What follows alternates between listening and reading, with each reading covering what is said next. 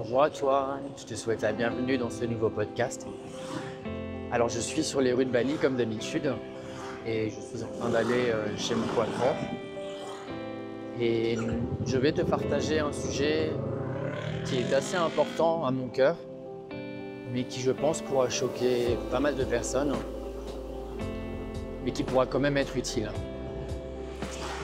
Tu vois, dans le monde spirituel, dans le monde du développement personnel, regarde, j'en profite quand même pour te montrer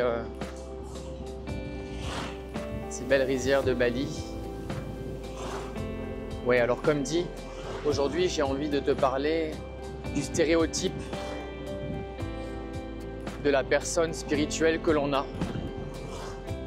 Et tu vois, moi sur les réseaux sociaux, j'ai l'impression qu'on me colle de plus en plus l'étiquette d'une personne qui est juste, d'une personne qui est droite, d'une personne qui est sage, d'une personne qui a un comportement approprié. Et bon, ok, tant mieux, hein.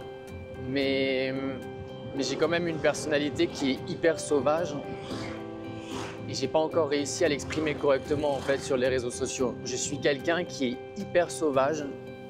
J'ai une étiquette auprès de mon entourage. Je suis considéré comme une personne qui est hyper fraîche, mais pas fraîche dans le sens où je manque de respect, juste fraîche où en fait j'ai aucun filtre. Tout ce que je pense, ça sort. Et je pense que c'est pas parce qu'on est une personne qui s'engage sur la voie de la spiritualité que le sexe, que la sensualité, que des façades un peu extrêmes de la vie qui sont tabous. Enfin, je pense pas que l'un doive aller sans l'autre. Aujourd'hui, je vois dans ce monde un peu spirituel que moi j'appelle un peu fake. Il n'est pas fake, mais je l'appelle fake, c'est il faut être végétarien. Il faut être une personne, enfin, que des étiquettes que moi personnellement je trouve dérangeantes. Parce qu'en fin de compte, là où tu vas exclure les autres, là où tu vas exclure une personne que tu considères comme étant non spirituelle, la seule chose que tu vas réussir à faire, c'est à t'exclure toi-même. À chaque fois que tu exclus quelque chose de ta vie, soit parce que ça te semble inapproprié, peu importe, quand tu exclus quelque chose, c'est une facette de toi-même que tu es en train d'exclure. Ça, c'est quelque chose qui pour moi est tellement important. Là où il n'y a pas d'inclusion, là où il n'y a pas d'inclusion, il n'y a pas d'amour. Et là où il n'y a pas d'amour, le chemin va être hyper difficile. Et je le vois parce que moi, pendant tellement d'années, j'étais végétarien strict. J'étais vegan. Je portais tellement d'étiquettes en fait de ce que moi je considérais comme la personne idéale. Et c'est les guérisseuses qui m'ont libéré là-dessus parce qu'elles me disaient tout le temps, mais tu te rends pas compte que à vouloir être une personne parfaite, t'es parfait qu'à une seule chose au final. T'es juste bon à rien. À vouloir être bon en ceci, bon en cela, bon aux yeux des autres, bon à tes yeux à toi, au final t'es bon qu'à une seule chose. T'es bon à rien. Ça me semble tellement cohérent en fait. Parce qu'en fin de compte, quand tu apprends à ne pas exclure, quand tu apprends à ne pas exclure ceux qui ne sont pas comme toi, alors, comment l'expliquer? Tout ce que tu n'exclus pas ne t'exclura pas toi-même. Tout ce que tu n'exclus pas dans la vie, ça ne t'exclura pas toi-même. Tu vois ce que je veux dire? C'est tellement important. Tout ce que tu inclus va inclure tes facettes de toi-même. C'est pour ça que Il y a certaines personnes qui ont des blessures, il y a certaines personnes qui ont vécu des épreuves qui sont très douloureuses et qui ont du mal en fait à y repenser et à se replonger dans ces événements-là parce qu'elles sont trop douloureuses. Mais le problème, c'est que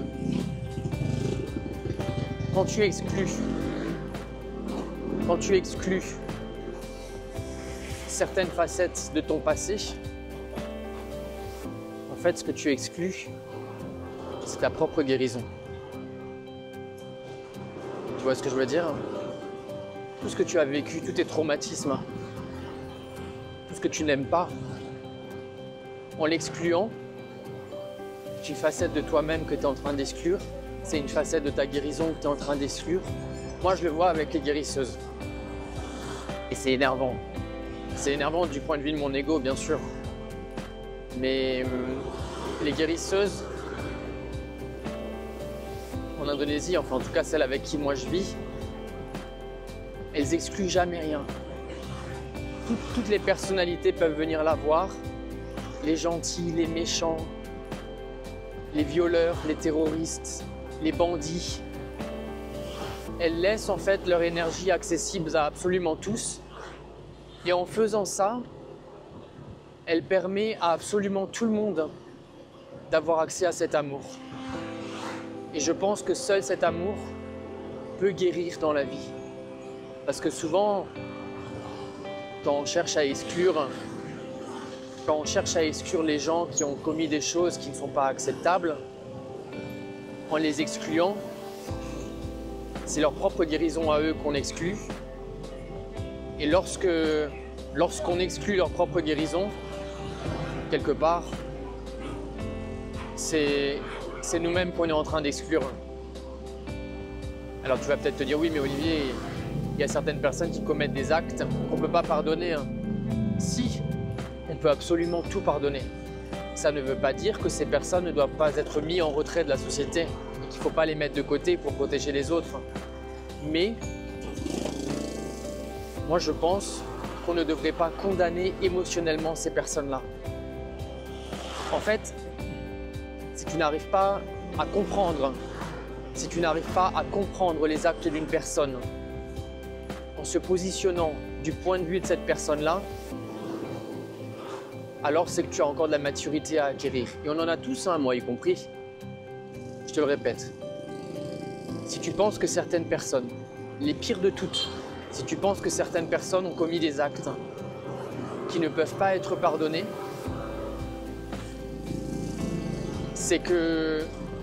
mais qui ne peuvent pas être pardonnés en regardant ces actes du point de vue de ces personnes-là, c'est que toi, tu as de la maturité que tu dois encore acquérir. Tu comprends ce que je veux dire? Parce qu'en fin de compte, comment veux-tu que les gens te comprennent si toi, tu n'arrives pas à comprendre les autres? Alors tu vas me dire, oui, mais moi, ce que j'ai fait, c'est pas comparable à ce que certaines autres personnes ont fait. Ce que toi, tu as fait, au moment où tu l'as fait, ça te semblait juste de ton point de vue à toi. Ce que ces personnes, elles ont fait, elles l'ont fait parce que de leur point de vue à elles, à ce moment-là, ça leur semblait juste. Attention, je te le répète, ça ne veut pas dire que ces personnes-là, il ne faut pas les écarter physiquement de la société pour protéger la société. Mais ça veut dire que nous, de notre point de vue émotionnel à nous, de notre esprit à nous, du point de vue de notre âme, de notre cœur spirituel, de notre cœur émotionnel, le pardon et la compréhension sont indispensables.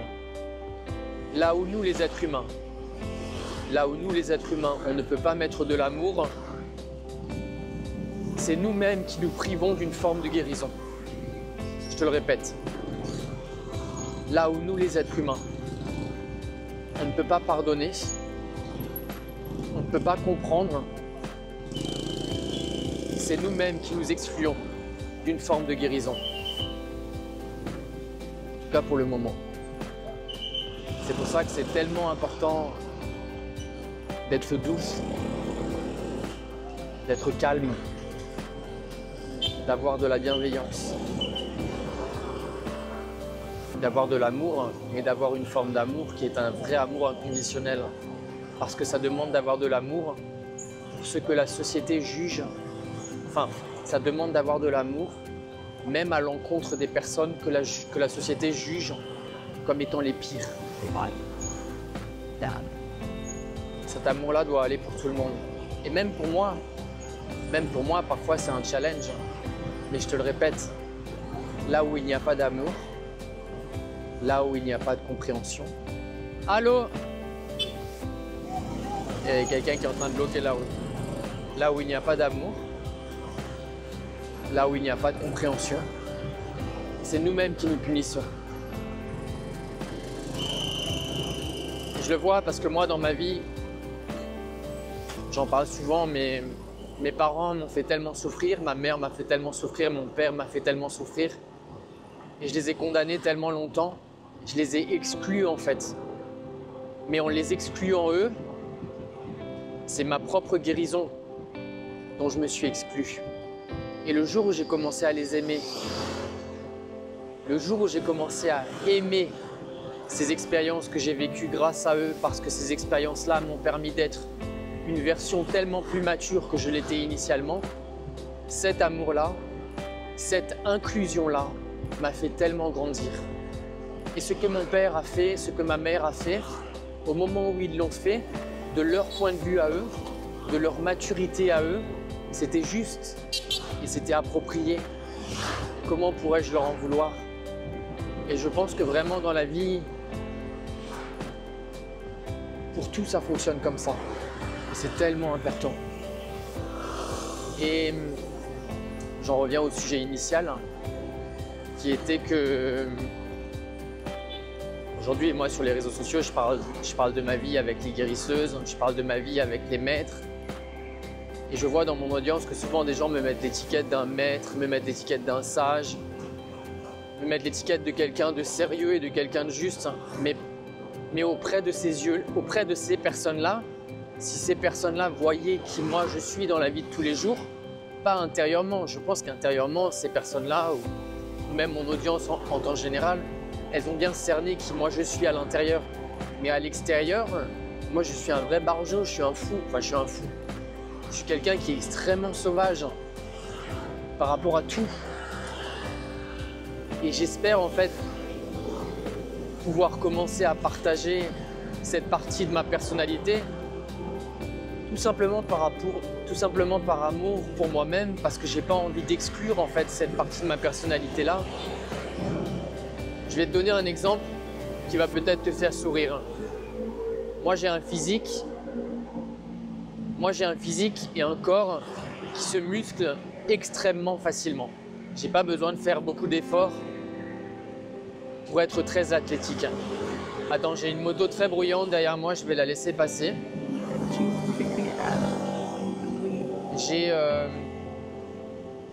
J'ai un corps qui se muscle très facilement, ce qui fait que j'ai une apparence physique qui est très belle en fait, ou en tout, elle est belle aux yeux du standard de la société. Je suis très athlétique, j'ai un corps qui est taillé comme un V, comme un gymnaste. Vous l'avez peut-être vu dans mes photos. Je ne suis pas en train de me vanter, c'est juste un fait. Je sais que mon corps il va se désagréger quand je vais vieillir et que cette beauté sociétale, elle ne sera plus là. Et tu vois, on m'a tellement dit « Oui, mais Olivier, c'est pas spirituel et c'est pas bien de mettre ton corps en avant comme ça se fait pas et tout », que moi j'ai développé un vrai complexe en fait à l'égard de mon corps.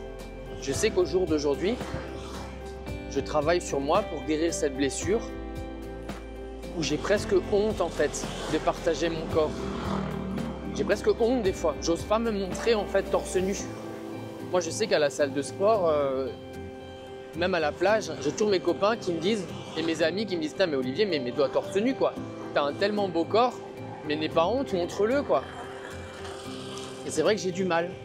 Pourquoi? Parce qu'en fait, on me met ces étiquettes facilement du non, mais quand on est spirituel, quand on est quelqu'un de sage, on n'étale pas son corps. Mais de l'autre côté, je vois ces jeunes en fait. Je vois ces jeunes qui sont avec moi à la salle et qui en ont rien à faire. Ils sont tous torse nu et tout, et ils sont tellement libres.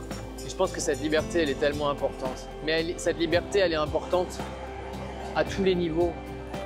Si tu as envie de danser en maillot de bain devant ta caméra, bah c'est très bien. Si tu aimes la sensualité et la sexualité, bah c'est très bien. Si, peu importe, peu importe. Moi, je vais te dire mes 2 règles de vie. Je vais te dire mes 2 règles de vie qui sont l'enseignement d'Abraham Hicks. Alors attends, j'ai un camion de poubelle devant moi.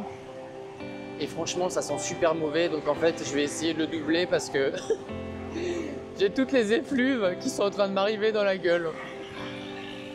Moi, mes 2 règles de vie... Non mais tu sais quoi, en fait, je vais m'arrêter et je vais les laisser aller un peu plus loin et ça va être beaucoup plus simple. Moi, j'ai 2 règles de vie par rapport à tout ce que je fais. La première règle, c'est que peu importe ce que j'ai envie de faire, peu importe qui j'ai envie d'être, peu importe ce que j'ai envie d'avoir dans la vie, je ne prends jamais à quelqu'un d'autre. C'est-à-dire que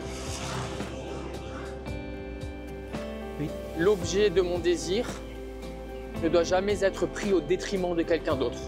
Ça, c'est ma première règle. Et la deuxième règle, c'est peu importe la réalisation de mes désirs, je ne dois jamais nuire à quelqu'un d'autre. C'est les 2 seules règles. Je ne prends pas à quelqu'un d'autre, en tout cas pas à son détriment, et je ne nuis pas à quelqu'un d'autre pour la réalisation de mes désirs. C'est mes 2 seules règles. Mais si après, tu as envie d'aller courir nu sur la plage et de danser à 11 h et de te filmer et de partager un message d'amour, voilà, c'est un peu extrême, je suis d'accord. Mais qu'est-ce qu'on s'en fout en fait? Tu vois, c'est ça. Et je pense que c'est tellement important qu'on regagne notre liberté. Et en fait, je pense que c'est bien qu'on soit jugé par les autres parce qu'en fait, ce jugement vient nous faire souffrir. Et cette souffrance que l'on ressent est un indicateur qui nous dit « Attention, tu as réagi à la réaction des autres. Ta réaction, c'est ta punition. » Et c'est vrai, c'est vrai. C'est-à-dire qu'en fait, tu vois, moi je sais que quand je fais des vidéos et que je suis en train de me filmer torse nu parce qu'il fait trop chaud, tu vois, je suis même en train de me justifier quand je suis en train de t'en parler. Mais s'il fait chaud et que je me filme torse nu pour faire mes réels, il y a des gens en fait dans les commentaires de mes vidéos qui vont dire « Non mais Olivier, tu pourrais faire un effort et mettre un t-shirt. » Ça c'est une réaction. La personne elle a réagi à ma vidéo où moi j'avais pas de t-shirt. Et en fait, alors attends, c'est un peu le bordel. Et en fait, moi, j'ai réagi en disant « Non mais pour qui elle se prend cette personne de me juger ?» Et tu vois, l'effet en chaîne, je me fais juger et moi je juge le jugement de l'autre. Et la chance de nos émotions, c'est qu'elles sont nos indicateurs. J'en parle tellement souvent dans mes vidéos. Donc je recommence. Moi je me fais juger. Moi, je juge le jugement de celui qui m'a jugé et en jugeant moi-même, je ressens du mal-être et de la résistance. Cette résistance-là, elle est là pour m'indiquer que ma réaction n'est pas appropriée. T'as compris? Nos émotions et nos ressentis intérieurs, ce sont les indicateurs de notre libération et de notre liberté. C'est tellement important.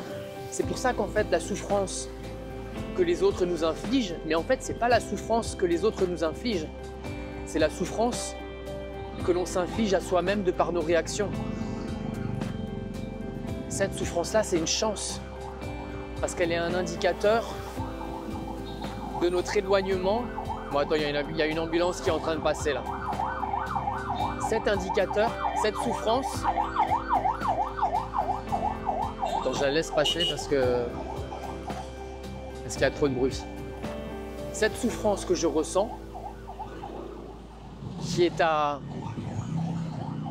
fin de compte le reflet de ma propre résistance, qui est le reflet de mon jugement à moi. Tu comprends? Cette résistance-là, c'est une chance, c'est ma propre punition. C'est la vie qui est en train de me dire « Olivier, ce que tu es en train de penser ne te sert pas. » Tu comprends? C'est pour ça que nos émotions et nos ressentis, c'est vraiment Dieu en personne qui est en train de nous montrer le chemin en utilisant nos vibrations, en utilisant notre énergie, en nous montrant le chemin de « attention, ce que tu es en train de penser est en train de te punir, c'est en train de t'éloigner de ta propre libération. C'est en train de t'éloigner de ta vie qui te procurera du bonheur. » Là, tu vois à droite, il y a la prison de Bali. Alors, je filme discrètement parce que je ne sais pas si j'ai le droit, mais c'est effectivement la prison de Bali, quoi. Bref. Donc voilà, c'est de ça que je veux te parler aujourd'hui. Si moi, je peux te partager un message d'amour, c'est le suivant.